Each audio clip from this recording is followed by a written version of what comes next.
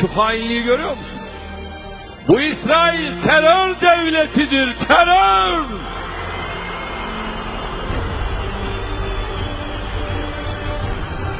Ve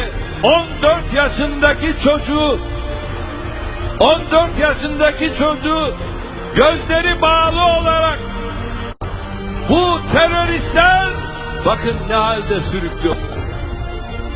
Ondan sonra görüştüğümüz bazı İsrailliler, ya böyle demeseydiniz be, ne diyecektik ya? Ne diyecektik? Kudüs bizim gözümüzün nurudur. Kudüs'ü çocuk katili bir ülkenin insafına terk etmeyeceğiz.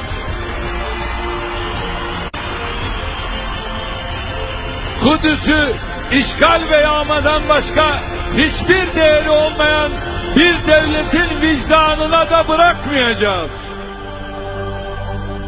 Kudüs'ü çocuk katili bir ülkenin insafına terk etmeyeceğiz.